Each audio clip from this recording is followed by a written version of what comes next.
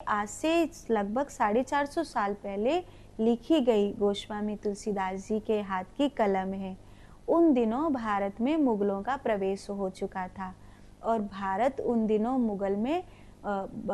में उन दिनों मुगल स्थान पर कब्जा करते जा रहे थे। क्योंकि उस समय पर तो कोई मीडिया वगैरह का कोई जानता भी नहीं था, तो कहाँ क्या कितना चीज घिर गई ऐसे पता नहीं चलता था। अब जैसे आप यहाँ बैठे हो, चीन ने आपका कितना बॉर्डर ले लिया आपको थोड़ी पता चलेगा, पाकिस्तान ने आपका कितना बॉर्डर ले लिया आपको थोड़ी पता चलेगा। अभी बंगाल में क्या होता है हिंदुओं के साथ आपको थोड़ी पता चलेगा।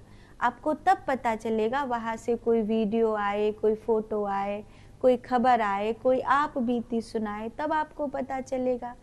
अभी भी अगर आपके पास ऐसे संसाधन नहीं हो, इसीलिए बहुत सारे स्थान ऐसे हैं, जैसे चाइना है, वहाँ की कोई भी न्यूज़ आपने देखा होगा, इतना बड़ा देश है कि भारत से भी बड़ा भूमि है और भारत से भी अधिक जनसंख्या वहाँ रहती है, लेकिन आप कोई भी वहाँ के न्यूज़ चैनल का यहाँ पर प्रसारण नहीं सुन सकते। आप वहाँ उस देश में क्या हो रहा है वो चीन की बड़ी बड़ी दीवारों के भीतर है, या नहीं पता चलेगा। ऐसे ही भारत में कई स्थान हैं जहाँ पर जो कुबुद्धि राजनेता है वो लोग वहाँ की खबर को आने ही नहीं देते हैं कि कश्मीर में क्या हुआ, कि नागालैंड में क्या हुआ, कि मिजोरम में क्या हुआ। जहाँ जहाँ कई प्रकार के षड्यंत्र होते हैं वहाँ वहाँ की कोई खबर, ऐसे बंगाल में भी कितना कुछ होता है लेकिन खबर नहीं आती है। और कई प्रदेश हैं ऐसे जहाँ केरल आदि जहाँ बहुत कुछ होता है हिंदुओं के साथ, लेकिन खबर नहीं आती। क्यों नहीं आती है? क्योंकि संसाधन वही है और संसाधन पर उन लोगों का कब्जा है। तो उस समय तो संसाधन भी नहीं थे और जो चिट्ठी पत्री का थोड़ा बहुत कोई आवागमन था भी तो उस पर भी उनका कब्जा था।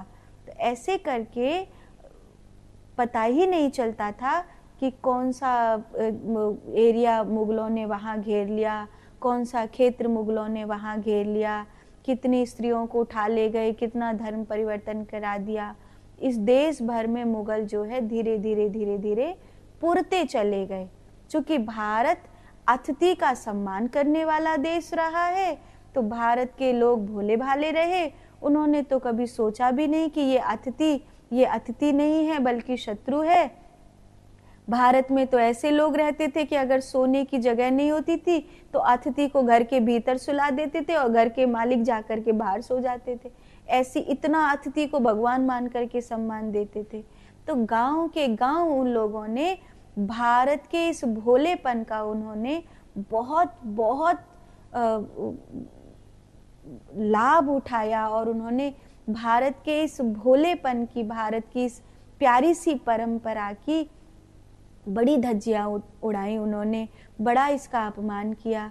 इस कारण तमाम शास्त्र जला दिए, बच्चे उठा लिए, स्त्रियां उठा ली, घर के घर, गांव के गांव, राज्य के राज्य लूट लिए और देखते देखते देखते देखते वर्चस्व हुआ। तो उस समय प्रयागराज में जो भरद्वाज ऋषि का आश्रम था, जो वट वृक्ष था, जहाँ अभी आज के दौर में मुगलों का किला बना हुआ है, जब तक गोस्वामी तुलसीदास जी थे तब तक वो किला बना नहीं था। हाँ, उस जगह को घेरने की तैयारी हो रही थी, क्योंकि मुगलों ने हमेशा भारत के उन स्थानों को घेरा जो हिंदुओं की आस्था का बड़ा केंद्र रहा, उसको ध्वस्त करके अपना वहां पर वर्चस्व बनाया। सभी जगह इन्होंने ऐसा किया, सभी जगह इन्होंने ऐसा किया है, भारत में भी ऐसा किया। चाहे वो अयोध्या हो, चाहे वो काशी हो, चाहे वो कोई भी मथुरा हो, कोई भी जगह हो, इन्होंने वही घेरा जहाँ जहाँ हिंदुओं की आस्था का पूर्ण केंद्र था। सोमनाथ का मंदिर लूटा और ढेर माने एकाध नहीं हजारों मंदिर टूटे और बड़े बड़े जो पूजनीय प्रतिष्ठित स्थान थे वहाँ पर उन्होंने मस्जिद का निर्माण किया। तो भरद्वाज मुनि का आश्रम और वो अक्षय वट को समाप्त करने के लिए बहुत प्रयास किए, तेजाब डाला, आग लगवा दी, कई बार कटवा दिया, लेकिन अक्षय वट का नाश नहीं हुआ। भरद्वाज मुनि का आश्रम उन्होंने खत्म कर दिया था, वहाँ के जो मंदिर थे वो भी खत्म कर दिए थे, और उसके ऊपर आज किला खड़ा है।